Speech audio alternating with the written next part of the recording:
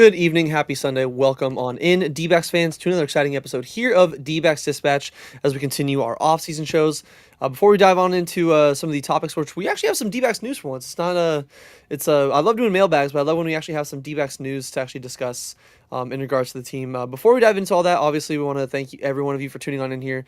If you're on the live side, whether you're watching the replay on YouTube or listening on Apple, Spotify, wherever else you listen to your podcast, we truly appreciate it. Obviously, as we have our man Scott Mack here in the YouTube live comments, we appreciate you as well. If you guys are here in the live comments also, let us know any questions you guys might have on just anything. If you didn't get anything in the mailbag episode last week, let us know in here, and then we'll try to kind of touch on it before we get out of here at the end of the show. But again, appreciate everyone tuning on in here. If this is your first time listening to us, welcome on into Dbacks Dispatch. I am one of your three hosts, Brett. We have Gabe to your left and Brandon to your right. And then our man, Josh, who made the amazing thumbnail, by the way. So shout out to our man, Josh. Usually on the ones and twos, kind of making everything, all the graphics and all the fun stuff happening in the background. So we appreciate that. Make sure you guys go over to all of our socials, Twitter, Instagram, TikTok. Follow us everywhere over there. And while you're on our socials or in the description here, should be pinned pretty much everywhere, the link to our Discord. It's absolutely free. We'd love to have you guys join on in there, especially even in the offseason. I feel like it's pretty active every single day. Get to just talk about anything baseball, especially playoff football-wise. We're not going to talk about what happened yesterday. We can talk about pretty much any other sport. And then also make sure you guys go on over to azsnakepit.com.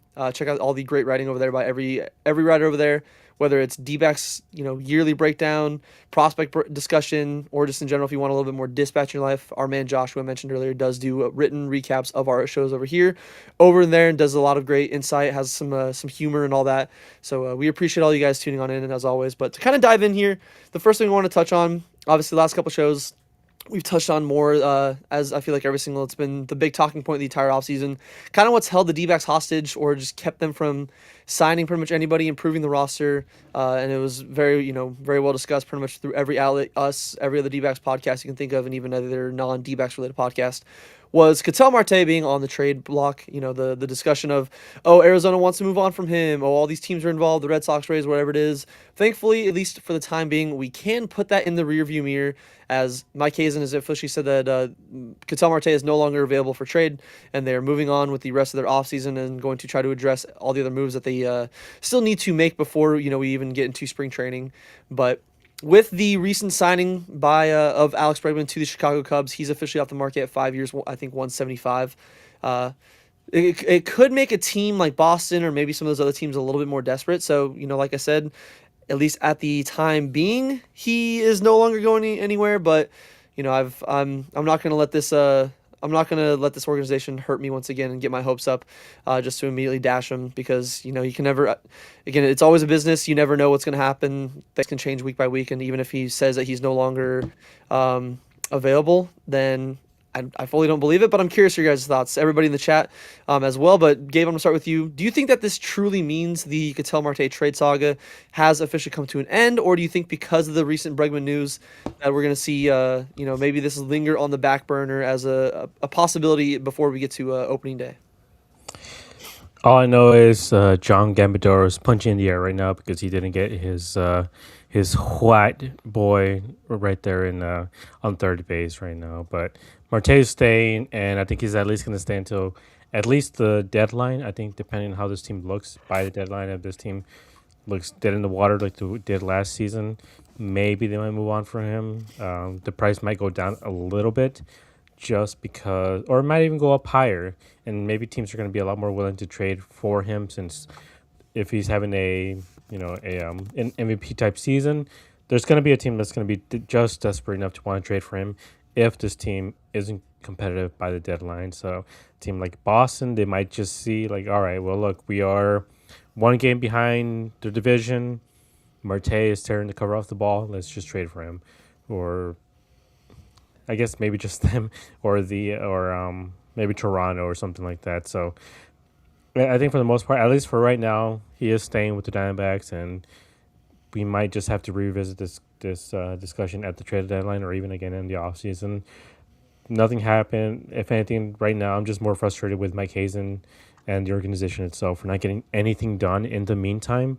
We still don't have an actual bullpen. The only move we've made is getting Merrill Kelly back and getting Soroka. So for the most part, this team has gotten worse, significantly worse, since then, they would have added Bregman. Like I said, my point has always been, if to get Bregman, keep Cattell. Like, if you want to trade Cattell and then keep Bregman, I'm not wouldn't be too much of a fan of that, just because I don't see why you would do that. You're just paying for a more expensive player who's objectively worse than him. So I don't know. It's just one of those things that you kind of I maybe had to accept at the time, but as of right now, all I have to say, I guess, for my case, is you got a lot of work to do because you have done literally nothing this offseason to improve this team. This team still doesn't have a closer. More and more guys are coming off the free agent list as of right now. Maybe the only legitimate closer is Dominguez or Anthony Dominguez. Everyone else is just gone. Everyone else is going also for pennies on the dollar. Like, if you would have wasted 20 million this offseason on the bullpen, you could have really put together a really decent bullpen from these guys. Fortunately, it didn't happen.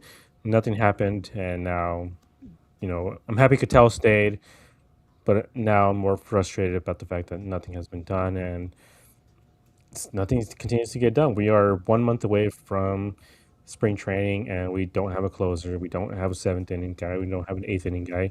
We have nothing in the bullpen, and we have a lot of question marks in the starting rotation. We have no third baseman. We have no first baseman. We have no left fielder. We just got rid of one. That opens up a roster spot, and that's about it. Well, we'll talk about it later with Jake. But as of right now, I guess to answer the question in a very long form way is Cattell stays at least for the time being, and at least for the next couple of months. This team has to be able to be competitive, or else Cattell might be gone. Yes, I think it'll definitely be one of those where the team will have to see where they're at by the trade deadline. But because of, I know it's also talked about in the offseason so far with Cattell, the 10-5 rights, where he does have the ability to pretty much waive any trade. So it basically comes down to Cattell at that point. If he actually wants to, if the D-backs, knock on any piece of wood, aren't in contention, and they do get an enticing enough offer on him, he would have to be the one that, gets the final say on that, whether he does depart Arizona for whatever the team at the time might be in on him. But thankfully, I could say at least right now, it does seem like they're officially moving on from it. Because especially, we saw, like you just mentioned, we're going to be diving into Jake McCarthy, but we're seeing some other moves. Obviously, not really the dumpster diving bullpen moves that we've already kind of seen, like some of these minor league guys that they signed, the names that literally anybody's going to be like, brother, is this an MLB The Show, road to the show in 3 years from now? Like, who are these people that we're signing? So some of the names that we're kind of seeing so far outside of the McCarthy trade, like I said, that we'll dive into here, not really going to move the needle. And I do think that a lot of the moves still to come, obviously why we haven't spent the money is, again, Zach Gallen, his market hasn't been moving too much outside of obviously he already went to the Cubs per Boob Nightingale. Like, everybody should be trusting him every single time. Or even, Paul Goldschmidt. I know ever since the Alonso signing to the Orioles, people thought that he would sign pretty quick. I know the Mets are probably looking at him, D-backs, a couple other teams. So wouldn't be surprised if they do have some plans in the works that they are now going to hopefully pursue a little bit more aggressively now that they can officially move on from the Cattell saga and focus on building the roster. Because, again, if there are no bullpen pieces left, I'd rather at least, bring back Zach Gallen, go for Goldie. Even if you can get Eugenio on a little bit of a cheaper contract, but I still think I'd rather rock with Lawler. But yeah, thankfully, at least for the time being, we can move on from the Cattell saga and not have to worry about every single link being posted in any Discord as like, is this where the hammer finally drops? Is this the final big news? But thankfully, we don't have to worry about that. Brandon, what are your thoughts on the whole, Cattell Marte, quote unquote, officially being taken off the trade market? And do you think that this officially means that we're going to see the end of this, or because of the whole Bregman news, do you think that it is still going to be, a possibility lingering in the back of all of our minds, at least until we officially get to opening day games being played? I'm relieved that for now, this whole saga with Marte, Willie, won't he is over for the time being. I was going to bring up his 10-5 rights. You beat me to it.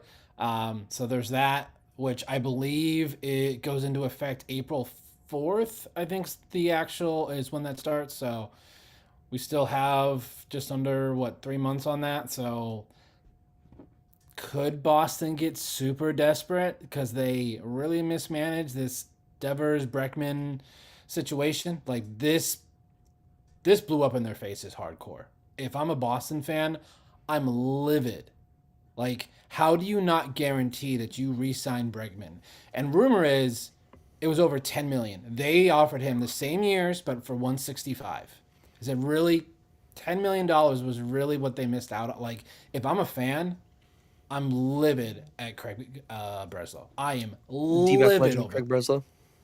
Yes, I would be livid over this. So I do feel for one of our Discord members, Red Sox Nation. I can't even imagine what you're going through right now. Just missing out on Bregman. Like, they're not in a good spot. I'm also relieved because this means I don't have to quit the podcast for now. So, as for those of you that have been watching us for a while, I did state if they trade Marte, I'm done with this podcast because I cannot support this team anymore. So, for the time being, I am on this podcast, and then I don't feel so bad about my season tickets because those are pretty much all paid up to this point. So that would have been that would have sucked because I would basically sold tickets to every single game. So it was good to see the news that Mike Hazen finally put a stop to this, like not wasting any more of the offseason because you wasted your entire offseason. Gabe brought it up. We literally have done nothing. Yes, we brought back Merrill Kelly. That's awesome. I love that the mainstay is back. We signed Mike Soroka. I don't know what to get out of that because of his injury history. He could be a solid, but he also could be what the rest of our starting rotation is, and that's a 4.5 ERA. So I don't know.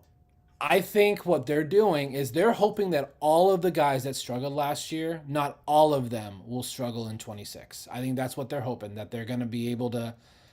Some of them will have bounce backs like Ginkel. Saul Frank will continue to pitch well. Dre has a bounce back until they get Puck and J-Mart back later in the season. I think that's what they're doing because they have said bridge closer like it's going out of style. Like every quote that comes out about the bullpen, Mike Hazen says bridge closer. Then go sign Sir Anthony Dominguez. I'd be fine with that as a bridge closer. So what are you waiting on? Like, what are you waiting on? Like, you can't really believe that the guys we currently have is what you want. Because like Gabe said, spring training starts and it literally is 29 days away is when pitchers and catchers report. So there's a lot of moves he still needs to make. Like Gabe brought up, we need third baseman. Do we really want to go in with Blaze and Lawler? I don't know how I feel about that long term. First base, Pavin and who else? Because I don't think Locklear is going to be ready by opening day. Left field, I mean, I know it's bold, but just go Ryan. Just go Waldschmidt at this point. Just do it because there was a report that came out, I think, yesterday that he has a chance to make the opening day roster. And for me, it's all dependent on how he does in spring training. If he lights up in spring training, I think he's on the opening day roster. If he has flashes or he struggles, I could see him starting in Reno and being up by June 1st. So, yeah, but there's no guarantee because, look at what Lawler did, I think, last year or the year before, where he hit like over 300 and was crushing the ball. And then they were still, like, again, I know it's a little bit different because of Perdomo and we saw Gino. So the situation is not a 1-to-1, but, even if Waldschmidt still lights it up, I could still see them being like, no, we'll go with the guy that already has some major league, games under his belt and is ready for the major league level like Blaze instead of going with which again, maybe wouldn't hate it for at least the first month as long as he's not playing terrible, but I also would love to see Waldschmidt. But, at this point, I feel like they let guys season get a little bit more seasoning than I think even all of us are really hoping for. But I still think Mike will cook with something. I still think that there is a possibility to make this team, because again, we even talked about it before the pod ended. This is still pretty much the same team that we finished off the season with, and they're still an 80-win team. I know obviously the bullpen is still something that I know all of us do agree is not in the area that we want it to be in, but I do think that last year was kind of an anomaly. I know it's been 3 seasons where we've had a lot of blown saves. I don't think we're going to see the same amount of blown saves with this bullpen. That was record bad. That was genuinely record breaking. Like I don't think we're gonna see it cut in half or maybe even more than half of them taken down, but I don't think it's gonna be the same amount. So I do think that this team isn't gonna be a dumpster diving, gonna be in the same area as like the White Sox or like the Nationals were or the Rockies. I don't think they're gonna be that bad. I don't like not even far from it. I still think this is a 75 win team currently plus with or 75 plus win team currently with the roster we have constructed, but. It would be nice to see that Mike Hazen kind of speeds up a little bit of this process and figuring out where we're going, like whether it's Sir Anthony, whether it's Danny Colum, even Jack Summers on Twitter was tweeting one of these contracts that got signed.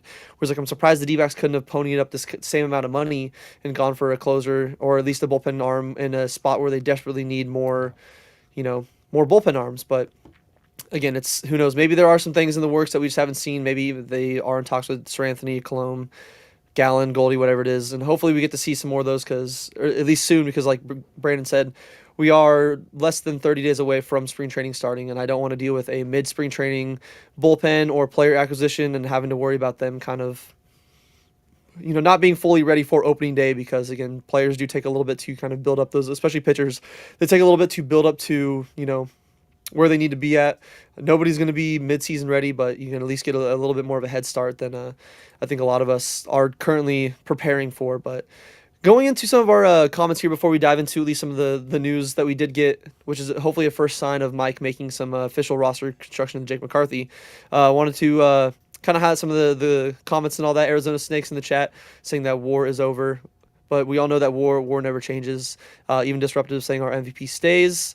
I like our man Scott Max saying or calling him Scott's got the greatest nicknames for everybody, whether it's Jake Looseford or Mediocre Mike. I love the creativity he brings to it. Oscar saying that Gabriel's mad Marte wasn't traded. Yeah, secretly Gabriel is actually Dan Bickley. I'm Dan Bickley. Yeah, Dan Bickley in brown face. Yeah, which I wouldn't put it past him. And then our man Russell Ringrose is saying, cheers, boys. Cheers to you, Russell. Appreciate you tuning on in. Appreciate everybody tuning on in here. Obviously, I know playoff football throughout the entire weekend, and plus the weekends in general where people have plans. So appreciate you guys spending your time here. Disruptive also saying that need another first base. Lost here, won't get it done. Disruptive in the same boat as Scott. Got some banger names. Yeah, so I would definitely agree. Don't want to deal with Locklear and Pavin as our main options there at first base, but obviously, sometimes we got to kind of go with what we have there. In regards to the whole bullpen and the closer situation, even Scott saying platoon closer equals idiotic failed thesis, and I agree. Don't want to deal with any more bridge closers, stuff like that, because closer by committee, all that stuff is just a recipe for. Again, we've said it for 2 years now. Which, by the way, we're going into our third year of Dbacks Dispatch. So again, appreciate all of you guys have been along the way with us throughout this, because again, we're still in the Dbacks infancy and all that. We started right after the World Series run. Yeah, literally in November, I think. Maybe December, I think. I think it was closer to December. I can't remember exactly what it was. But yeah, definitely appreciate everyone, and hopefully we don't have to say the same thing for the third year in a row where, you need established closers. Sometimes having somebody that's established role helps a long ways, so hopefully we don't have to worry about that. Our man Shug, appreciate you stopping by, Shug. Always a pleasure to see you dropping by in here. Always love to have you in here. And then our man Johnny, our resident pessimist, saying it's going to be a long, sad season. I think it's a 75 or max 75 win team, which again I do get the the doubt and the thought that maybe this team won't be the 85 to 90 win team that a lot of us think that we'll need to get into the playoffs. But again, last year you didn't need to be a 90 win team to make the playoffs. The Reds made it as an 84 win team, maybe like an 80, 83. So I still think that this team has a recipe to be competitive, and if they can at least be somewhat competitive going into the trade deadline, I think we'll get some more reinforcements around there, whether it's bullpen, whether it's some other part of the roster that we will need at the time. Again, probably going to be bullpen. Every team is going to need bullpen help. That's why it can be crazy at the trade deadline for all those names. But again, I don't think this is max a 75 win team currently as it is. But obviously, to each our own. I think we'll have to wait for how the season plays out. Especially, I think the first month or so will be a tell. Because that'll be, maybe they can stack wins. I think something to remember is just the fact that Patel Marte, Corbin Carroll, and Perdomo, and Moreno are like the number one people at their positions in the league right now. We have 4 of the top guys in the league right now on our team currently. Top five with Gabby. I mean, right now, who's better? I mean, Cal Raleigh, maybe. Raleigh, I'd say you could make a case potentially for Real Muto. Will Smith, I could see the case for, and maybe not defensively, but at least hitting. He's been one of the most consistent guys. Problem is, they all play consistently. That's Gabby's thing. Is Yeah, he so has not that's played. the thing. It's like if That's his Gary bread and plays butter. consistently, then he probably is a top two, like right behind Kyle Raleigh, in this whole league. He could be like Will Smith, if not better, just because Will Smith can't really throw runners out. Not at all. But overall, I think this team has too much talent, even on the offensive side and position player side, to completely count out. But I believe Scott Mack was saying as well, like, with how bad this bullpen can be, whatever the offense does, it might not even matter. There might be a lot of like those that Cubs game. It was going to be 11-12, 11-13 losses. Like, they might just kind of end up being what it is. Like last year, we didn't really expect them to be as good offensively as they were, but there's a lot of games where they're scoring 11, 12 runs, but they were losing a lot of those games. And I feel like, at least as currently constructed, it's kind of the same. Like, I don't want to be pessimistic, but yeah, Johnny does have a point. I do think as of right now, it is a 75 win team, but if they're able to get an established closer, you're turning a lot of, let's say 20 of those games that they lost last season, if you flip half of them with an established closer, suddenly you're 85, 86, even close to 90 wins. So that's kind of a lot of what baseball is just, just barely flipping a win and loss record. Like what we saw a couple years ago with the Padres, they just could not win one-run games. They were like, what, 1-21 or whatever it was in one-run Yeah, games. I Yeah, think that something was like that. 24. I think that was in 2024. Like Yeah, they Yeah. were 24. And then we record we bad in we one became run them. in extra. Yeah. Yeah, and last season the Diamondbacks was the same way. Where they just could not win those one-run games. Like if they would have won half of those, this team would have been a 90-plus win team. But unfortunately, it just didn't happen. And I feel like that is a sort of bad luck. But also, again, this is a bullpen problem.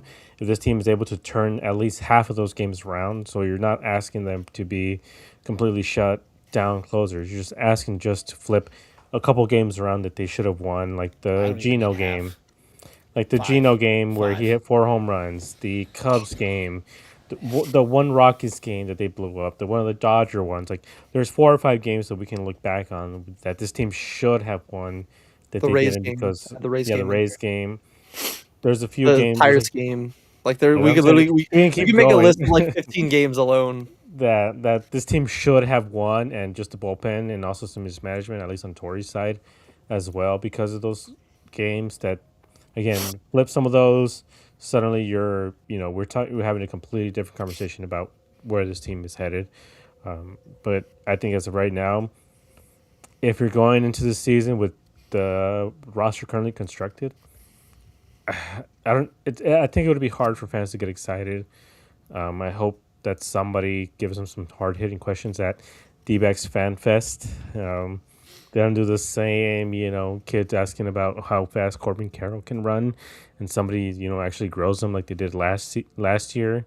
Ask them the hard questions because I believe it should be coming up soon. And if they don't sign Goldie, they don't sign a third baseman, they don't sign a left fielder or another bullpen arm, somebody should ask him a hard hitting question about where this team is going.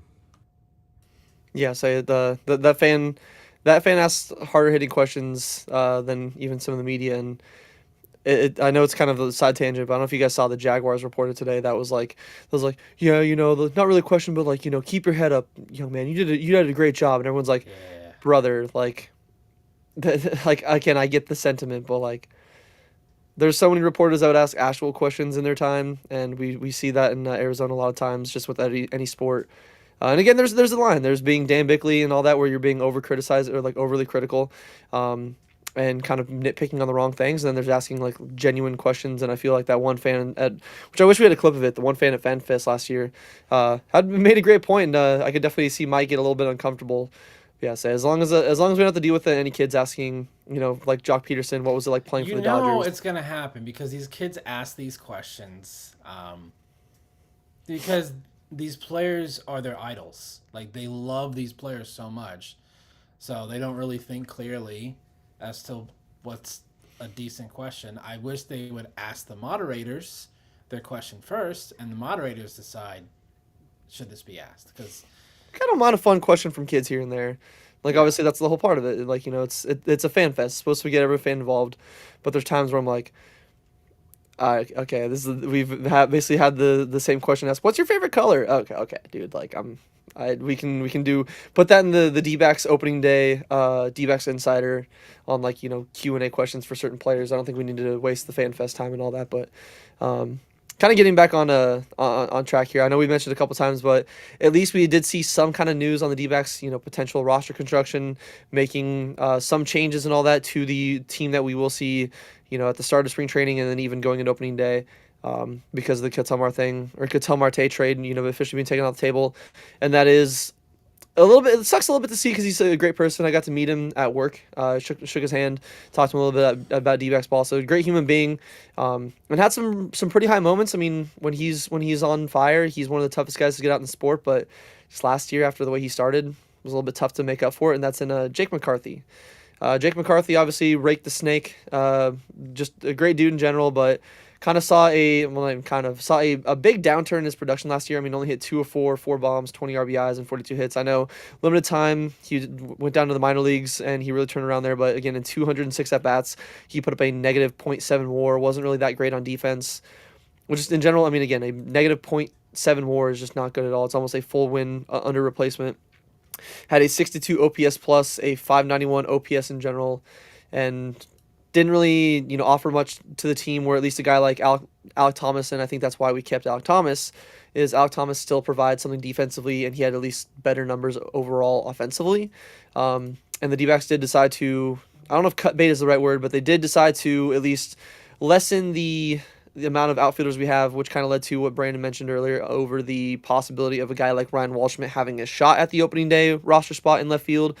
As they traded him to the Colorado Rockies, which you don't see a lot of in-division trades, but if there's any team I'd like to see too, at least it's the Rockies. They traded for him a right-handed pitching prospect in Josh, I think, Gross. I don't think the Z is silent either way. I think he's 23 years old. I think he was in the AA system in the Rockies minor league system, and he doesn't look too bad. I think he throws like mid-90s around there. Has some decent stuff there, but he's definitely stocked up the bullpen a little bit, and we've seen at least one of the moves. I mean, even the MLB Trade Rumors article posting about Jake McCarthy in 2022 when he was 4th in NL Rookie of the Year voting. Like I said, he did have some high highs. He slashed 283, 342, 427 with 8 homers, 23 stolen bases, and he had a 116 WRC plus. But we just haven't really seen that kind of Jake McCarthy outside of maybe that one August in 24 where he was on fire. I mean, the series against the Phillies, he was like a lefty-lefty machine. Like teams would always go for a lefty platoon, and he would just make them pay every time. But outside of a couple, the 2022 and then a couple months here and there, just didn't really get the best out of Jake McCarthy that I think a lot of us were expecting. It wasn't the Reno numbers that we were seeing, wasn't the Jake that we knew he could be, but thankfully, again, I'm glad to see at least we get something in return, bolster our pitching prospects a little bit in the minors, because you can never have too much pitching. And then also does leave for a possibility for some of these younger guys to maybe prove that they have what it takes at the MLB level, and Jake can get a fresh start in a more hitter-friendly park, so who knows, maybe he's going to turn into the second coming of Barry Bonds, like what happened with Mickey Moniak. But in general, in the regards to the Jake McCarthy trade, what are your thoughts on Jake no longer being an Arizona Diamondback, the return that we got for it, and then what this might mean for maybe the start to some more offseason moves that we'll see Mike Hazen and co make? This move should have been done a couple years ago in the offseason when Jake hit 280. At the time, we knew that there really wasn't too much room for him, especially after they signed a contract with Gurriel. After that deal was done, I think at that point the team should have moved on from Jake, at least, because he had a decent year. These last couple of years, he just really has been on a downturn. And I know some of it has been some injury issues and everything, but he's close to 30 years old at this point. He's 28. He turns 29 during the season next season. This is who he is. There's no point to, there's no more developing. He isn't one of the young guys that we have. He isn't Perdomo. He isn't Alec. He isn't Corbin. He isn't Gabby. He's not one of these guys who's, just about 25 years old, who still has a little bit of, a little bit more to go to reach his prime, to be who he truly is. So this is kind of just who he is. We saw it even in that season where he had a good season. He was terrible. He got sent to Reno. He came back, and then he did a lot better. Like he's a guy who kind of just constantly needs to work on who he is, and like Scott is saying, like he's hit a ceiling. His absolute ceiling is a 280 hitter who's going to be slapping a bunch of singles around and maybe getting some doubles. But I will say this might benefit him a lot to be in Colorado, just because last season he had a lot of singles, just barely over the infield. So maybe this might help him get a couple more doubles, a couple more triples, especially with how big that stadium is.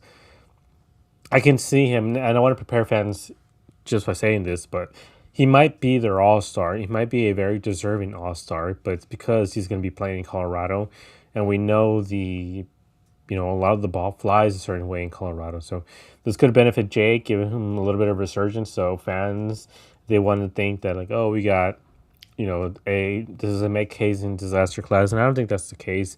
I think he did what he could do here in Arizona. He's not going to be playing every single day here, but he might be an everyday player in Colorado, and I do expect him to be an everyday player in Colorado. And again, giving him 500 at bats, 250 of them are in in a mile high city. The ball's going to float a little bit higher.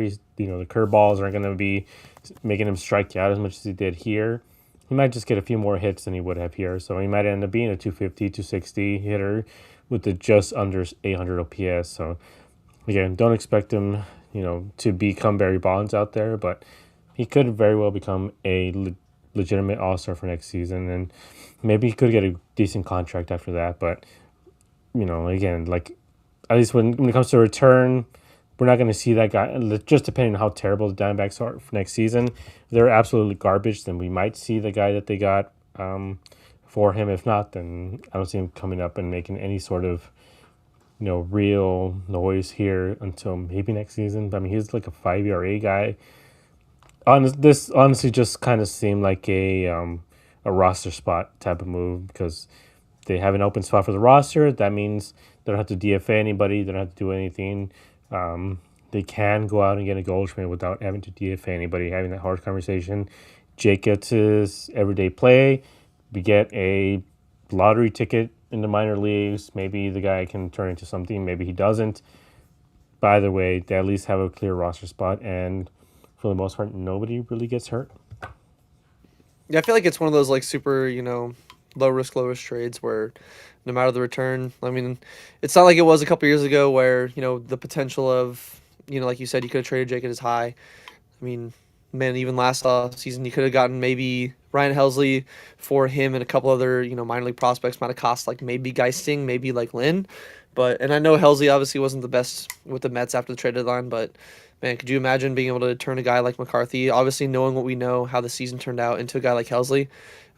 And even like Oscar's bringing up in the comments saying McCarthy was a better player than Thomas. Y'all ain't ready for that conversation. Don't at me. And that's a fair point. Just going off of a B-WAR alone, he was almost around double of what Alec did. Jake over his career was a 4.3 WAR, which obviously factoring the -7 today, he was basically a 5 WAR player, where Alec Thomas in his career so far has been a 2.5 WAR player. But I do think that Alec Thomas is around. He has 100 less more like 20 less at bats, so around the same amount of at bats. And obviously, yes, he's maybe not as high of a ceiling hitter as Jake McCarthy can be, but I think alone, we've mentioned it a couple times in the pod. I think just factoring into what we saw in defense, like yes, even in last year, Alec was pretty rough in center field. I'll take what Alec gives us in center field defensively over what Jake McCarthy has, because Alec did have a rough season last year, but he's shown that he is still, when he's locked in, can be one of the best defensive center fielders in the sport. Whereas Jake McCarthy consistently looks lost out there, especially in Chase Field. Like, I know that's not an easy place to play in center field. I know with the wall and some of the lights that can be there, it can be tough to track some balls. But I think alone after that, I'd still take over Alec. But, it's no ill will to Jake. I do think that even like Scott saying in the chat there that, what was it? Yeah, Colorado will have a Reno effect on Jakey Boy, and I do think that's true. Even like Gabe said, I think there's a good chance that maybe Jake, Hunter Goodman, and maybe even who's their current center fielder, the guy with the camera, So the one that won Gold Glove, the one that won Gold Glove over Alec. Brenton Doyle. Yeah, Doyle. So I think Doyle can be in one of his all-stars. So the Rockies could have a couple in there, and I could see Jake being, having a really nice bounce back, maybe like a comeback. I don't know if comeback player of the year. I feel like they usually reserve that for like injured guys. But, if Jake hits like 270, has a, 10, 15 plus home runs, has over a 750 OPS, I could see him potentially being in the conversation. But Again, if there's ever a divisional opponent to see Jake McCarthy traded to, or a trade in general, I'm glad it's the Rockies, because I don't hate the Rockies. Outside of '07, still fuck you for that, Colorado. Outside of that, I don't really have any ill will towards the Rockies, and I'd rather see players go there, especially if it means they can fix their hitting. And especially for a good guy like Jake, like I still root for the guy. I'm not gonna be like an AJ Pollock situation for that glass bone bitch, where I'm gonna hope that Unless he starts saying some terrible things about the organization. yeah, but I don't think he will, thankfully, because he's not being a traitor. Sorry, I can go on a whole tangent about AJ Pollock and that loser, but getting back on topic here, obviously, Gabe, you made some great points there, and had this being not really like a major loss for the team, but at least could turn into a lottery ticket of some sort. Brandon, what are your thoughts on the return we got for Jake McCarthy? What this means for leaving open a roster spot, kind of like Gabe said, where if we do sign anybody, we don't have to DFA anyone. Nobody has to be removed from the 40 man. What are your thoughts on the whole Jake McCarthy and Rake the Snake leaving for the Mile High City in Coors? I think someone, yeah, like Scott said, Jake had hit his ceiling, and I completely agree with that. He needed a change of scenery. He couldn't play any better here. I think he was done here. Mike Hazen literally said this was a roster construction move. Jake didn't have any options left, so they would have had to DFA him. So at least with this trade, you get a pitching prospect that, who knows, maybe you hit on, maybe you don't. It didn't really cost anything. I think his role is going to be exactly the same. He's going to be a fourth outfielder because their outfield is Jordan Beck, Britton Doyle, Mickey Moniak. So unless Jake has a fantastic spring training, I think he may not even make their roster coming out of camp, or he's going to be that fourth outfielder. So I don't think his role is going to be that much better. I would be happy to be wrong, and he has he has 10 homers by the All-Star break. It has a 750 OPS. I would love to be wrong on that. I don't see that happening. I do see him getting a lot more extra base hits though there at Coors Field. It can be a triples machine. Because you have to play so deep there because of how spacious the outfield is. So little bloop singles turn into doubles, especially with someone with Jake's speed. So I could see him slugging being a little bit better. Like Gabe said, this should have been done two off seasons ago. I think it was 24 when he had that amazing August. They missed 3 times to sell on him high. And I think they just thought that maybe he could continue it into the next season, but he never did. Last season, he had an abysmal start. What was he, 0 for 24 or 26 or something? A just abysmal start. And I'm at that point, I was just straight up release him. I don't care if we don't get anything for him. Just having him in the lineup was sacrificing 3 outs. And you just can't do that. You just cannot sacrifice those outs. So I'm hoping change of scenery, new coaches, maybe they get something out of him. So I'm hoping that works out for him. But I'm not holding a lot of breath on that he does anything for him. Yeah, so even kind of like going back to what Johnny was saying in the comments on our last topic, was saying that the lineup is top heavy, and that was kind of one of the reasons why the lineup was top heavy. Once you get down to the McCarthys, the Alec Thomas is down there. When we had Ildemaro Vargas, and thank God he's with the Rangers now, we can't be hurt by it anymore. And Jose Herrera, definitely got a couple of free outs in there that you just can't be doing at the major league level. It's the reason why having the universal DH was so nice is because you no longer had to be oh, sick, 2 outs, the 8th hitter just got a nice little double, we got runners in scoring position, let's go. Oh, cool, pitcher's hitting. So unless Micah Owings is up there, or Greinke up there, we're pretty much getting a free 3rd out. And that's kind of what it felt like some of those times. Again, not trying to be as nice as possible. Again, I know it's hitting major league pitching is not easy. Just being consistent at the major league level is very, very hard to do. It's a very small percentage of the people on even the planet can make it to the major league level. But at the same time, you can't be having you can't be a contending team, or at least try to be a contending team, and have 4 to 5 free outs in your lineup. And there was some times there where even when if Cattell and Corbin and them weren't struggling, or weren't playing well, like we kind of saw that in the going into the deadline, like that series in Detroit, nobody was hitting well. If Perdomo and Carroll were struggling, everyone else was struggling. There's no really anybody in the bottom of the lineup. Especially, I think that was when we were kind of missing Gabby for a while there too. Especially in the bottom of the lineup, you don't really have much more thump down there. So, letting go of McCarthy, giving an opportunity for maybe Blaze, and I know he's obviously not like a big power guy. Even like Johnny said, we're still losing some thump, not having Gino Naylor, but maybe Blaze can be a little bit more consistent. I think that Blaze is a better bat than Jake. I think if you give Waldschmidt a shot, him coming back, he can be a better bat than Jake. And even I know he might not be ready by opening day, which I don't know. Depending on what we're seeing on some of these videos, it seems like he's healing pretty fast. Even Gurriel, very streaky hitter, we all know that. But when Gurriel's hot, he makes it a fifth really solid bat in the lineup there to add with Corbin, Marte, Perdomo, and Moreno. So I think that leaving up that other opportunity, it's always great to have competition. I feel like competition brings out the best in all aspects of life, whether it's our own personal lives. At work, it's always nice to fun competition. Like, oh hey, I'm gonna have better numbers than coworker A today. Then the next day they have better numbers than me, so it's like we go back and forth. It's always nice to have competition, especially in a sport like Major League Baseball. Keeps everyone sharp, keeps everyone from getting complacent, and just being like, I'm fine. Like I don't need to play my best ball because I'll have a spot here. And hopefully, especially even like what Scott said earlier in the case that Mike Hazen is, where this could be a make or break season for keeping his job. I'd rather have him have that mentality of, all right, like I need people that are going to perform. I can't, this isn't going to be this is no longer a developmental stage. We can't, see what we got with certain guys. At some point you got to prove either you have what it takes to be on this roster, or we're going to find somebody else that, we're at least going to give a shot to, somebody else that can have what it takes, which fingers crossed we can fucking say the same thing about Pavin Smith going forward. But, I still think that him being Mike Hazen's first ever draft pick, we're not going to fully be free from the reins of anything like that soon.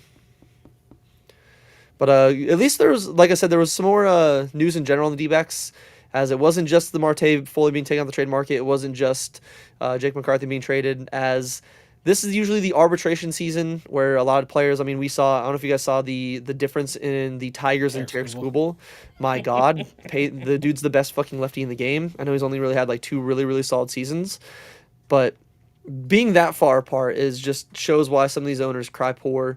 And like, again, I get nobody can spend the same amount of money as a Dodgers, but there's no reason to be that far off in arbitration discussion, especially considering separation ever, by the way. But like 15 million, something like that. Yeah. 12 million. It's some disgusting 13. amount. And yeah, 13. And thankfully, we don't have to worry about anything like that with the D-backs, as they did come to arbitration agreements, or they did avoid arbitration and come to an agreement on salary for all their arbitration players eligible. And thankfully, not too many of them are going to really cost much. I think the most expensive one is AJ Puck. He's getting 3.1 million. Even Ginkel's getting 2.75. Oh, sorry, Thompson's the most expensive. He's getting 3.9. Ryan Nelson honestly should have gotten more than all those guys combined. He was our best starter last year. He's getting 3 million. Jake McCarthy, who funny enough we actually just ended up trading, he's getting 1.5. Alec Thomas at 1.9. So you can, I guess the writing was kind of on the wall there, just on who they valued more. So Alec getting 1.9, Pavin Smith getting 2.25, and then Gabby Moreno getting 2.5. So thankfully they avoided arbitration because players, we've said it before, players said it before. It's not a fun thing to go through. Even like I know that's why Corbin Burns and the bridge with the Brewers were, kind of taken down, because it's literally you go, okay, I'm worth this much, and then the team goes, no, you're not worth that much, and here's the reason why. So it could lead to some bad blood. It could lead to some, in I guess the simplest term, some hurt feelings, especially when the Brewers were like, oh yeah, you don't perform well in the playoffs, so we're not going to give you the money that you want, which is just can turn very nasty, and that's why that separation there from them was pretty public. So thankfully we don't have to worry about anything like that with the D-backs, and it doesn't seem like it really cost them that much money, because obviously there's some guys in arbitration that are looking upwards of 15, 20 plus million. So thankfully, yeah, Armandus Amazing saying Skubal filed for 32, Tigers filed for 19. So thankfully we don't have to deal with that kind of separation in arbitration hearings, and then also just going through anything like that publicly, as we can wipe our hands clean and then be like, you know what, everybody that was available, you got the money, we came to an agreement, cool, and now we can move on. But any names out of here on the arbitration? Obviously, I know McCarthy is no longer on the team like we just discussed, but any of the names, whether it's Nelson, like for me personally, I figured he would have been at least closer to maybe like a 4 or 5 just based off last season alone. But I know they take into more than just one season into account. But anything on this list numbers wise surprise you? Maybe if it was a little too high, a little too low, or just anything that kind of stood out to you on the names that we reached agreement with? Not really. I think this is basically what I expected from most of these people. This is mostly what was being tracked as well. There's some people who got a little bit less. I think Alec was projected to be a little bit over 2 million. He got 1.9 million. I think that reflects on kind of the rough season that he had last season. But for the most part, there's not really much surprises here. Like you said, maybe just Ryan Nelson, just because he was so good last season, and he was good before that as well. Like, I don't know exactly what numbers they looked at, but they probably just figured, like, for me, it's always going to be one of those things where it's like, just give the guy an amount that he doesn't feel disrespected, because that Tariq Skubal one, that's blatant disrespect for him. This is a guy who's coming off with back-to-back Cy Youngs. He is the best, not just the best left-handed pitcher in the league, but he probably is the best pitcher. You can make an argument with him or Skeens, like either one of them. They're 1 and 2, 1A, 1B. Any given day, one is better than the other. And 32 million compared to 19 million, that's $13 million difference. And I guess for those who don't know yet, the negotiations happened before this. So let's just put in Alec Thomas. Alec Thomas, let's say he asked for 1.5 million, 2.5 million. Dbacks counted 1.5. They meet in the middle, so then it's 1.9 million or something like that. So that happens before. They don't go into arbitration. They reach a deal beforehand. In this case with Skubal, how much lower was that offer that they gave him before they reached arbitration? Were they like $10 million, $11 million, whatever it was for Skubal that they were offering him? But I think it's going to have huge ramifications going forward, especially with the CBA, with the owners. If the arbitration, the arbitration jury, if they decide to file in favor of Skubal, that's going to be bad news, at least for the Tigers, because they're not going to pay him. They're going to want to trade him like right away. So a lot of teams are going to be asking for him right away. He is training here, so D-backs have a little bit of a leg up. So who knows, how much they're actually going to be able to give up for him, how much the Tigers might want to get rid of him as soon as possible before that salary kicks in as well. But if they file in favor of the Tigers, that's going to be like borderline, let's strike right now, because what the hell is going on? How is Skubal not worth He made 10 million. 32 million? Yeah. Last season. Yeah, and Armandus is saying that Framber Valdez made 18 million last season, and Framber is a good pitcher. He's not the best pitcher. Not elite like Skubal was the last 2 years. He's unsigned still. So, as just depending on how things go, again, there's going to be a trade or maybe even a work stoppage because of just how disgusting this was for for Skubal and Tigers. And I know we're a Diamondbacks podcast, but again, this does impact the Diamondbacks going forward, because what happens when you start getting some of these other guys filing, giving more ridiculous numbers? Like, it doesn't seem like they really have anybody who would file that high, but who's to say Ryan Nelson goes out, has a 2.5 ERA next season? Who's to say he can't file a little bit higher? Or the season after that, he can file for 25, 30 million. Like, what will this team do if they can't afford these type of contracts? Yeah, say if the arbitration ends up siding with the Tigers, the only thing I can hear in my brain is for anybody that's watched the league, so I could just hear Ruxin just yelling collusion the entire time. Collusion! God, what a great show. I got to rewatch that. But yeah, say it's definitely a messy. Those jokes, by the way, do not hold up. No, they do not. No, they do not. There's a lot of things in there, except for Jean LaJoie. the who plays Taco is my favorite. He's a gem. Go listen to his music if you haven't. You probably just type in John LaJoie, you'll know exactly what song I'm talking about.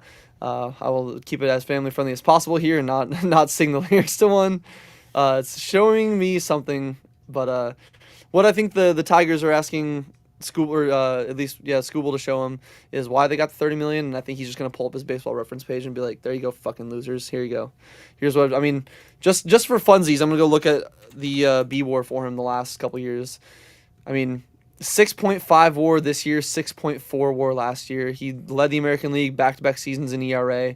He had over 200 strikeouts. He led the league last year in 228, and he didn't lead the league this year with 241. I mean, he had an ERA plus of 174 and then 187. His FIP was 2.49 and then 2.45. His WHIP for 3 straight years is sub 1, like .896, .922, and then .891. The dude got back-to-back Cy Youngs, finished in the top 10 of I think MVP. he was unanimous this past year. I think him and Skeens were both unanimous, if I'm not mistaken. Well, I don't think he was unanimous because I think some voters gave it to Crochet because it was a little bit of a closer race this year than it was last year. I think he was. I think last year it was unanimous, but I think this year some people voted for Crochet, which is understandable. I think Crochet might have had more strikeouts, but I mean, he's gone 190 plus innings the last couple of years. The dude's the most dominant lefty in the entire sport, and that's again even going back to 23, where I know he wasn't an all-star, but he had a 2.8 ERA and still had a 2.0 WAR, with a 2 FIP. And again, I know he only pitched 80 innings. I think he was hurt for a little bit, but the last 2.5 seasons he's been the best lefty in the entire sport, and there's a reason why. I could see them if the arbiter. Not the arbiter, sorry, not Halo. If the arbitration, maybe they're arbiter, I don't know what the technical term is. Welcome in, Bubba. Appreciate you stopping by. But I think what's going to likely happen is like our resident Dodgers troll, which you're growing on me every week here, Cruz. You know, it's not like it was a couple weeks ago. You don't get under my skin, or a couple of years ago. Doesn't get under my skin as much, but he's saying it's okay. We will give him the money he wants. Which again, you know, that's probably going to be the case. They're probably going to trade any of their overhyped prospects to get Scooble and then give him the giant contract with 80% of it deferred before there's some deferral changes in the next CBA agreement. But it's just, it can show what a messy process the entire thing can be, and where some teams really do, you really can point the finger to these cheaper teams, why some of these stars want to always go to the teams like the Dodgers and the Mets and the Yankees that are actually willing to open up the checkbooks and look at what they do on the field and give them the contracts that they, I would say, rightfully deserve. But again, they're gonna pull the Guardians and the Tigers and do the or a small market team. No, you're not. You have the money. Like every team has the money. Like not Dodgers money, but every team. I'm fucking looking at you, Marlins. I'm looking at you, A's. Which the A's are actually spending money. They're building a nice young core over there, so I can't really knock them too much. Teams have the money to spend, which again, another side tangent. Poor Oakland fans, man. They don't spend money for years, and then they finally move to Sacramento, and they lock down all these young guys. They give out the most expensive contract to Severino, and they're probably gonna have to change their name when they move to Vegas. Yeah, that's hilarious that they didn't get the copyright, because I think the popular Oakland A's bar, I think it was like the last bar or whatever. There's some Oakland A's like dive bar that was like really popular. I think they actually filed for the trademark before the A's team could. So John Fisher, go fuck yourself. Sell the team, loser. I thought that was hilarious. Some of these owners just cry poor, and we definitely see the bad side of the owners, trying to be cheap in these kind of situations with arbitration, where it could be a little bit off, but man, that's a Grand Canyon's length worth of being. The last dive bar, that's what it is. Thank you, Armandus. It's surprising to see this kind of difference. So I'm thankful that the D-backs didn't really have to worry about going down that route, because I think when was the last time they've actually gone to arbitration with a player? I don't know if you guys remember. I think it was it was Rojas. Rojas? Yeah, Rojas. Yeah. Josh Rojas? Yeah, Josh Rojas. And after 21, I think? Yeah, it was might have even been after the World Series, I think 24. I think he's probably like the only one in the last few years that they've actually gone to arbitration with. Everyone else seems to be pretty okay with what they've gotten. That makes sense, yeah. So thankfully we don't have to really worry about any kind of messy situations happening with the D-backs and their arbitration eligible players, but you never know. Every year is going to be a new year. Maybe we'll deal with it next year, but thankfully we don't have to worry about being the embarrassment of this one like the Tigers are. But going on to I know we only have those 3 subjects, but this is another one that kind of popped up that I want to touch on. Is the D-backs actually have a good amount of games on Peacock this year. I don't know if you guys. First off, I don't pay for Peacock. Thanks. Shout out the streaming sites that let me watch it for free. Put on my Luffy pirate hat. But the D-backs have a couple games streaming on Peacock, which sucks. I'd rather watch Apple TV than Peacock games, which is saying a lot. I mean, have we seen what their broadcasts are for baseball? Like, I'm We had, I think we had a couple years ago against the Tigers. I think where they had like Kirk Gibson. That is Roku. That's Roku. That's different. I'm pretty sure it's still on Peacock. I think we've had a Peacock game or two here and there, and it's just I don't know. It seems like maybe they're gonna have all the kinks worked out, but I don't know. I'm already paying enough money for Dbacks TV as it is. I don't want to have to worry about signing up for a free streaming service and making a new one every single time, because I mean there's going to be 4 games on there: June 7th against the Nationals, June 21st against the Twins, July 5th against the Brewers, and then August 23rd against the Reds. Isn't the first game of the season on there too? Yeah, I think the first game's on the season as well. Yeah, so the opening day matchup against the Dodgers as well, which is sick. I love it. It's so fun, opening day, which I mean probably was going to be disgusted watching anyway. So it's fine. Yeah, so it's not the end of the world, but it is it kind of sucks to see, which I know there's even some potential that the D-backs TV rights, obviously because they're owned by the MLB and the whole fallout from ESPN and what that means in the future. There's still some because we don't have a TV deal like the $300 million the Dodgers get. So the future of D-backs TV could still be even up in the air. So maybe this is them testing the waters in some other areas, but I hope this doesn't happen and we get more games even next year, because my God, I don't want to watch more games on Peacock. I already hate whenever we get an Apple TV broadcast, because those broadcasters suck anyway. But they look great.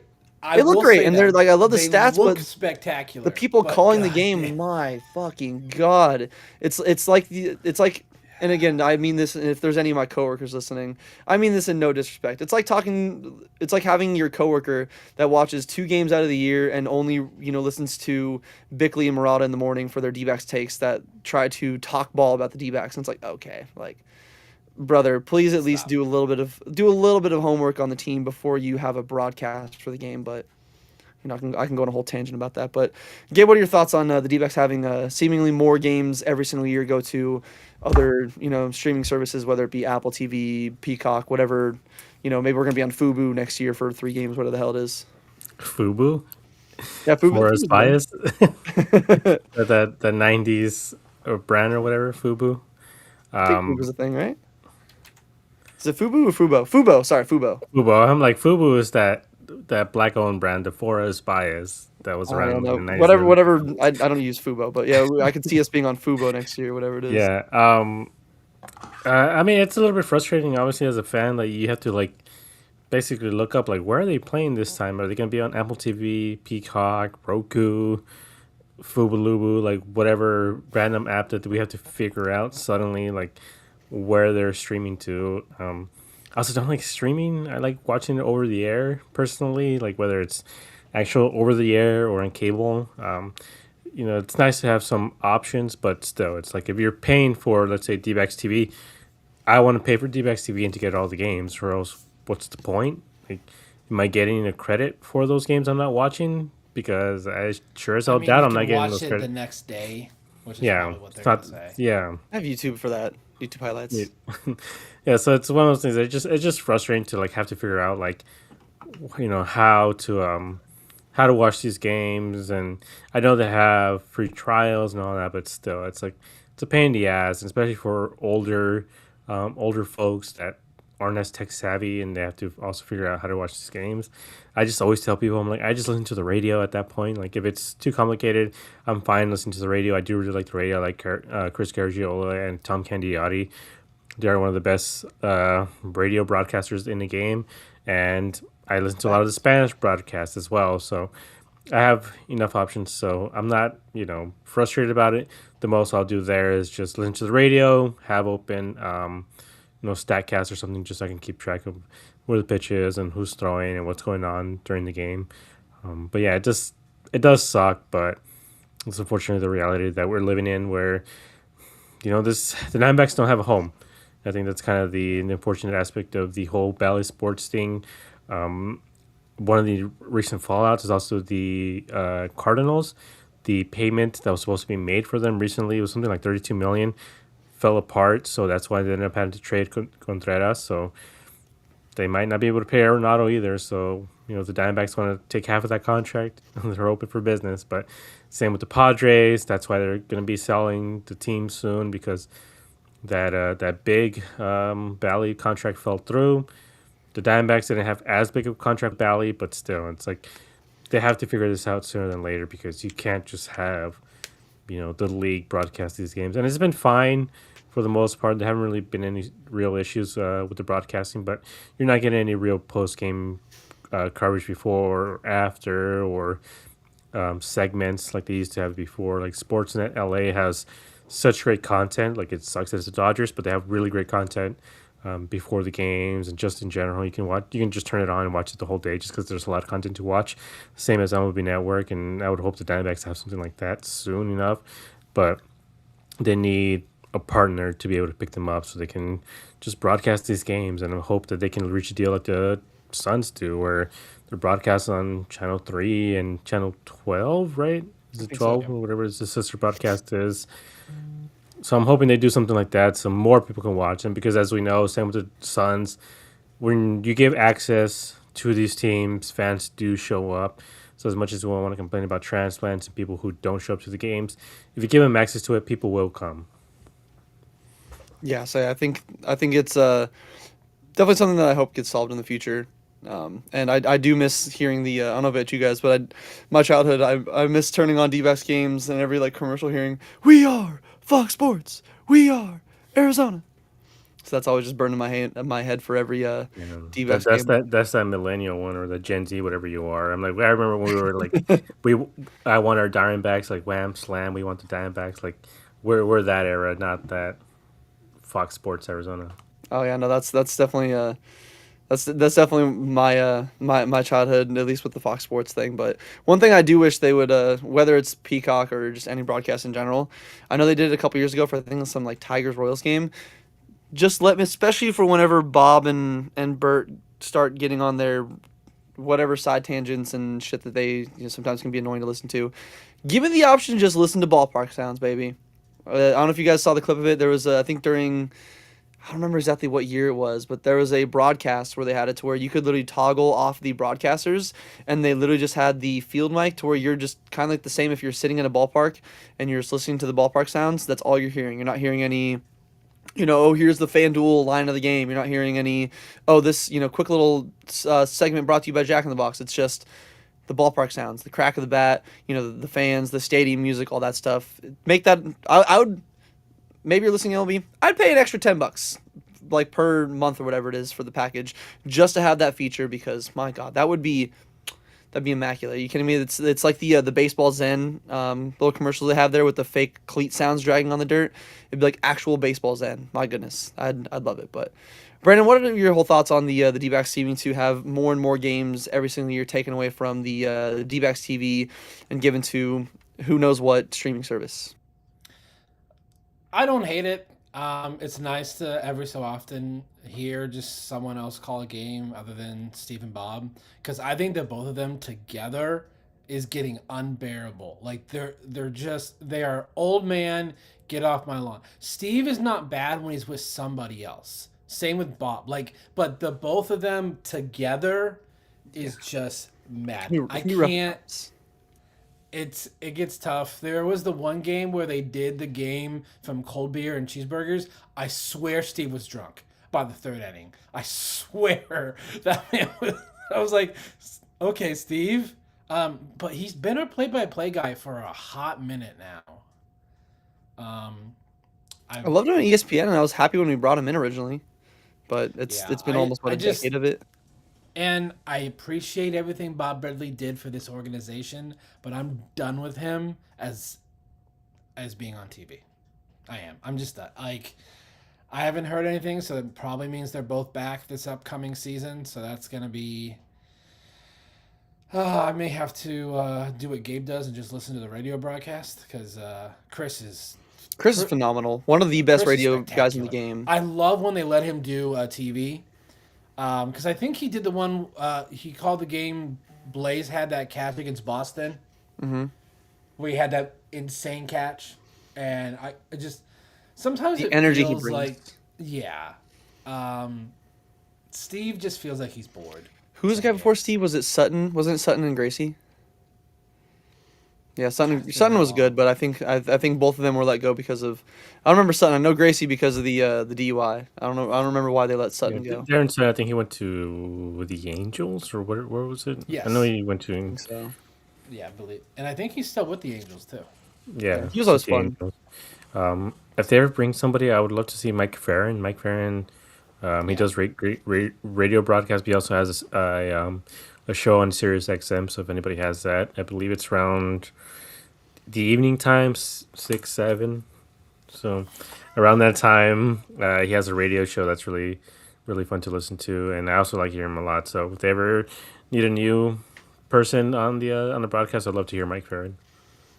Yeah, and then So kind of going to what Chris Brandon was. goes to TV, and Yeah. Mike Farron takes over radio. Dude, I would love Chris because I mean, like, I don't know if I know it's been going around online, but Bert and Bob are starting to get into the Al Michaels effect, where it's like, bro, you could have the most electric, it could be the most like insane home run or like insane play, and it's Yeah. gonna be the most vanilla broadcasted, vanilla announced play, where it's like.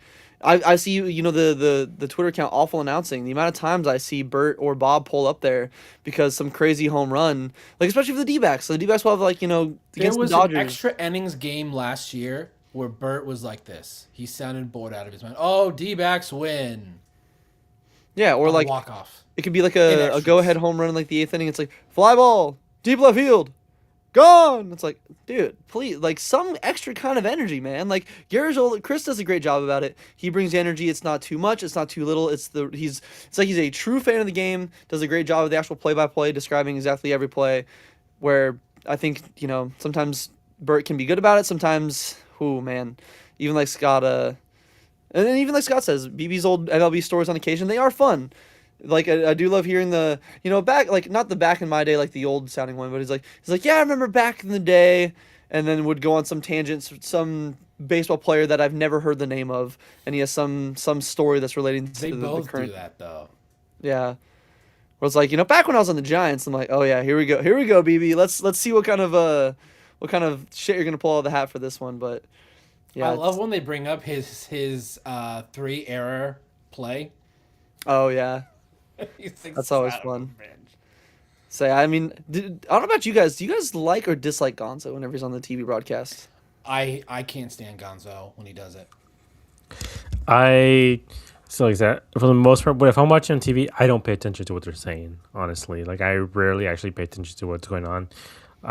At least on the broadcast side, like I do have the volume on, but it's more background noise. The actual volume, I'm mostly paying attention to pitch by pitch, what the pitcher's doing, what the catcher's doing, what's going on the field. So like I'm usually more focused on that. So I miss a lot of what they say, but I know there's a lot of dead air when Gonzo's on. He's very specifically- on the nose. He's super on the nose with his Yeah. comment. I'm like, For me, it's duh. radio.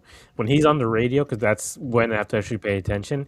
It's rough. Like I said, it's just a lot of dead air. He says a lot of, I don't know, like a Joe Buck type of thing, where he kind of just says a lot of like, I don't know, the obvious. I don't know, Like a Tim McCarver. Yeah, huge game 7 tonight. The winner of tonight's game moves on. The loser, their season's the over. winner wins. I'm like, yeah, no duh, No shit. Gonzo. So yeah, it's not terrible, but I feel like obviously we have a lot better guys. I think Tuffy Ghostwitch does a really good job, Tuffy's and Josh Colementor both do a really good job. And I don't know, I love don't think we Colementor. necessarily need Ooh. Gonzo's Replace insight as much. Friendly with Colementor, and I wouldn't be mad about it. Dude, yeah. That's the thing is like I feel like we have a better bullpen when it comes to the broadcasting booth than we do have a bullpen on the actual team.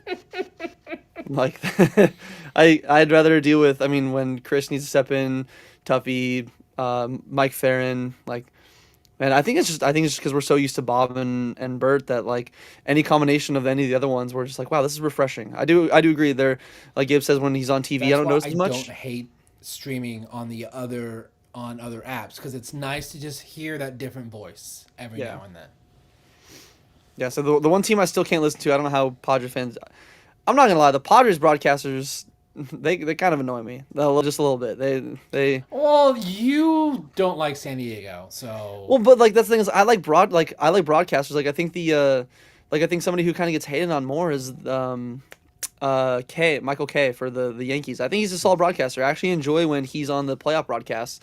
I think he does a good job, and I think people. Better than Costas. Yeah. Oh God. Yeah, anybody's better. It's if you can breathe and say a couple words, you're better than Costas. And Yeah, I mean, I personally like Don Orsillo. I think they do a pretty good job over there. I mean, I like the Mets broadcast. The Dodgers, I think, have really good broadcasts now. I can't remember what the new guy is called, but when they have I forgot the pitcher's name. Hershiser. Or Hershiser thing. For the most part, I think most broadcast teams are pretty good. Like, I haven't really heard anybody that I absolutely hate. I mean, even the A's broadcast, like I know a lot of people hate. Dallas Braden's great. I love Dallas Braden. Is her And name I I think, don't Sarah? think Is he's that talking her about name? Dallas Braden. I think he's was talking it about Sarah or the was it female. Jenny? Jenny, I think her name is either Jenny or She's Sarah. gotten better. She's gotten better. I Yeah, think she was nervous as with the the first season one. went, yeah, as the season's gone on, I'm fine with her. She was a little rough at first, but everybody, Chris Garagiola was pretty rough at first when he started. So, I gave her some leeway, but I like that broadcast. Dallas Braden's pretty funny to listen to as well. But for the most part, I don't think there's any real team that I hate or get bored. Maybe the Rockies, honestly. The Rockies broadcasts, I Oh, the can't Giants. really pay Oh, dude, the attention. Giants have got one of the worst ones. They're the Yeah, biggest get off my lawn energy. I remember when they called the D-backs over some spring training thing. Like they called them like Bush League for something. yeah, yeah. But I think overall, it's just there's a lot of hit and miss in the league, and even with Stephen Bob, I think it's still good enough. I think that you're never bored. I think it's Mhm. kind of the important thing here. That's for You're me. never bored when you listen to Stephen Bob. But if we get a Chris and Steve or someone else on the broadcast booth, I don't think we would have a problem with it. As far as I know, as of right now, they haven't really announced who the broadcasting teams are. If it is still going to be Steve and Bob, I know Bob Brown didn't really travel with the team last year. I Mhm. don't know if that's going to change for this season, but I'm curious to see like if there's going to be any change going forward. Yes, and man, nothing will make me miss Bob or Steve more than listening to an Apple broadcast where Cliff Floyd is on there saying some nonsense, or hopefully Peacock doesn't make me feel the same way. But I guess we'll have to wait and see. But So the play-by-play guy for Peacock is the guy that did our game against the Padres. When we came down from 5 runs in the 9th inning, and Jerry had that one on the Jordan Lawler little dribbler. didn't he do the He's the playoffs against play-by-play guy. Didn't he do the playoffs when we were against the Phillies? No, No, who's it? no, that's Brian Anderson. Brian Anderson. That's right. That's right. Brian Anderson is he's the one that came up with Big Christmas. Oh yeah, for young Kesky Noel. Yeah, yeah. And then I guess me and Cruz can finally agree on something. Nando. Yeah, hate the Dodgers broadcasters. And going on what he said, Joe Davis being the new guy for the Dodgers. Joe Davis is great, except for when he's just absolutely just deep throating Otani for just breathing. Like the one thing that always comes to my mind is in the Tokyo series when Otani hit the ball that didn't even go out, but the fan reached over and they still called a home run. It was like Otani with a moonshot. I'm like, brother, that's a warning, basically a warning track fly. Like, please, I get being hyped for Otani, but wait, save that energy for when he actually hits one 400 something plus feet, not a borderline wall scraper. I don't think he should be the main guy on Fox when the Dodgers are in the World Series. That's just me personally. I think that's too much bias. Yeah, we saw it a lot last year. I mean, again, it's gonna. I think it's gonna Like I naturally get happen when you he's the call 162 of their he games. is But Fox's number one guy, and when Fox has the World Series and they're broadcasting those games, like it's gonna be him. It just rubs me the wrong way.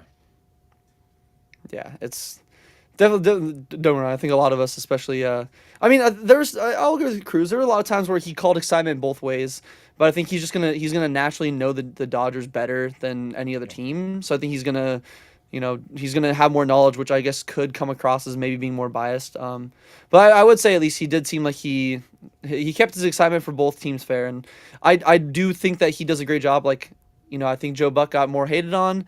I do think that he does a better job. He was one of the most electric guys, and even in football. Like I love listening to him call a football game, because some crazy play happens.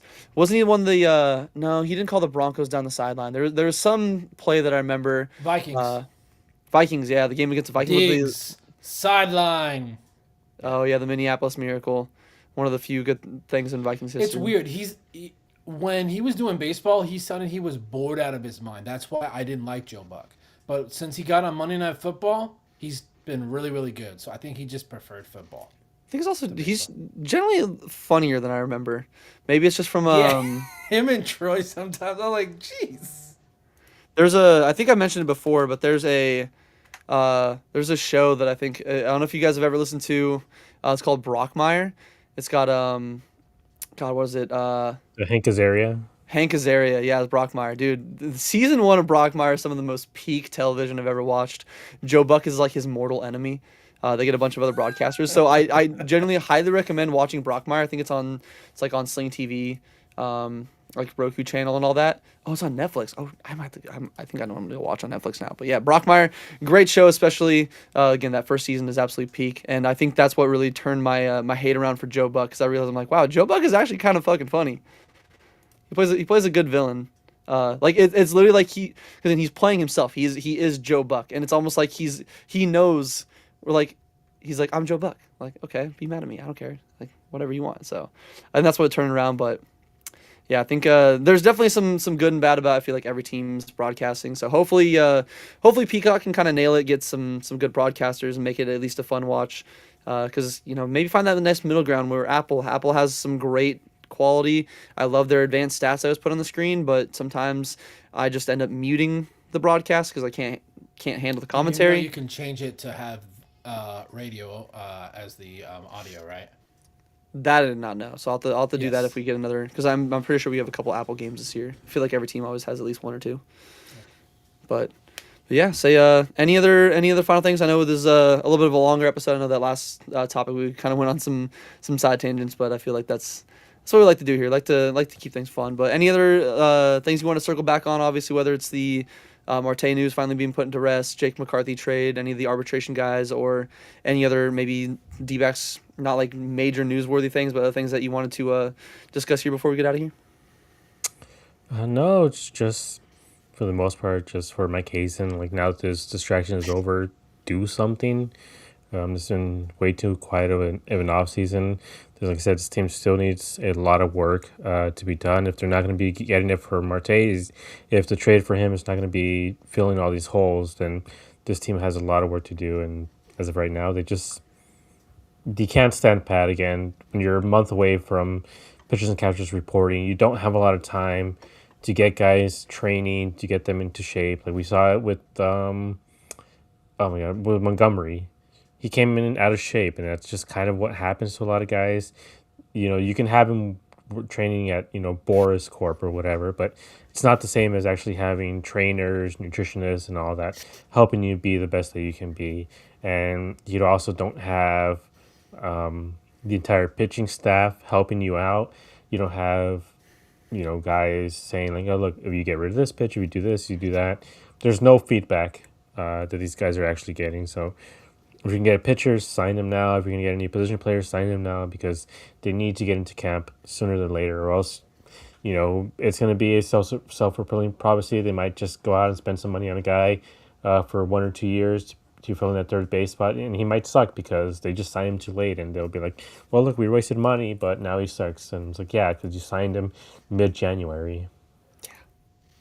Yes, players are definitely routine-oriented, so get them in the routine early and just start answering some of these questions so we don't have to worry about, like, last year where they're signing Shelby Miller and what was the other righty? He used to be an Astro and a Mariner. He was hurt from Graveman, like signing Graveman like a week into the spring training. Like, get some of these guys in the building early, get them acclimated to the team, the organization, the training staff, all that, and let them get comfortable, because I do think that is, maybe not for every player, but I do think that is a big thing that some players need to, especially for a new place, to, kind of get accustomed to. But, Brandon, any other things that you wanted to touch on here? Obviously, like I said, whether it's, something else you wanted to double down on with, like, Gabe, or piggyback off Gabe, or anything you wanted to circle back to regarding any of our topics throughout tonight? Hazen, you got a lot of work to do. There's, like we said, third base, first base, left field. Gino, Goldschmidt, Austin Hayes. Hayes is a fun name. Hayes is a fun name. I know Gino's probably I don't know. Like a lot of people are very like hit and miss. Like they're like he's boom or bust, but I'm like he played really well for us. He loved playing for us. And we've talked about all offseason how we think a Goldschmidt retirement tour coming back here would be really, really great. And yeah, they need to figure out that left field. And I want a right-handed bat. I don't want another left-handed hitting bat. Like, we need some righties in this lineup. And all three of the guys I mentioned, right-handed hitting. Yeah, so personally, I'd rather, like, again, I agree. Gino would be awesome. Love Gino, but if it's going to cost 15-20 million, I'd rather you spread that out, get Goldie. I mean, I don't know what the market is, but maybe try to bring back Zach. Go for, again, the bullpen. You got to go. I think the main priority is bullpen and first base. So I'd rather spend the money, especially I know outfield, but if you can, go the cheaper route and try to rely on Lawler at third, even Blaze, Waldschmidt in left field until Gurriel gets back, where you already have some money tied up in. I'd rather go that route and put the money in other spots, or just, if we had even the possibility of keeping Marte and signing Bregman, that magical money that, they might have been able to dip into, but now they can't, just do it anyway. Just do it anyway. Like, you will make the money back, I promise you. Make keep the team a fun team to watch, and people will, it's like a field of dreams, build it and they will come. Build a decent team, and fans will still come to watch the games. Last year was still a fun thing to go to the ballpark. I think we still had one of the, 2 years in a row with some of the better attendance we've seen the last 10 years or so. So keep the trend going. If you keep doing this whole, again, we know that it's a lot of, transplants and can be fair weather fans at some point, but don't play into it. Just build the team like you expect people to come out no matter what, and or like you want people to continue coming out. And I think that'll go a long way into the team's outlook of being not a 75 or less win team. But like I said, we see Jorge Barrosa starting on opening day. If I see that, that's gonna be tough. Yeah, unless he grows a couple inches and puts on like 30 pounds of muscle, I don't think. I think kind of like with McCarthy, I think we've already seen the ceiling of Barrosa, and I'm not ready for a future of him being our opening day outfielder. But who knows? We're just a bunch of blog boys, podcast boys, so we don't really to some people probably don't know what we're talking about, but. Again, if you guys do, want to join the discussion outside of the show here, like I said, it's in our pinned tweet and description for everything. Make sure you guys join our Discord. We'd love to have you guys join in there, and continue to grow the Dispatch family, especially as we're going into our third season of doing the show. I feel like we're just going to keep trying to get better as we go along here, and especially get your guys' interaction, doing more mailbag, doing more viewer questions, all that stuff. We'd love to have you guys be a part of that. So again, in the description should be a link to the free Discord. Make sure you guys follow us on all the socials while you're doing it: Twitter, Instagram, TikTok. Go over to the acsnakepit.com. Check out the articles for my man Josh or any of the other great articles over there. Again, daily. There's always at least a couple articles over there every single day. And maybe even you're an aspiring writer yourself. They do have a fan post section. So if you want to write up your own article on something, throw it on the fan post. Get some interaction over there. It's a great community over there. Do it. Again, AZ Snake Pit, great place to be. And then also make sure you guys rate us, 5 stars, 1 stars, whatever it is. Just leave us a rating on whatever podcast platform you're listening to us on, because it does go a long way with helping, along with liking, commenting, sharing on YouTube. Again, maybe you have somebody in your life, maybe you're like, you know what, my friend, my family member, whatever, would enjoy listening to these three, go on for an hour and a half about some D-backs topics. So we'd appreciate that too. But in the meantime, you guys all have a fantastic rest of your Sunday. Enjoy the start to your week, and we will hopefully see you guys in the next episode with even more D-backs news to discuss. Peace out, my friends.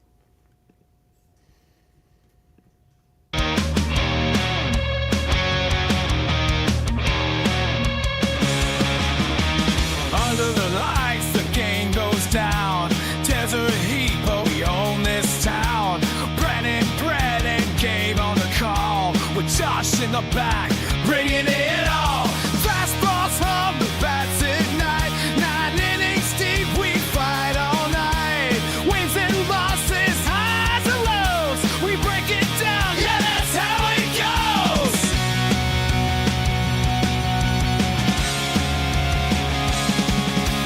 Dbacks Dispatch, turn it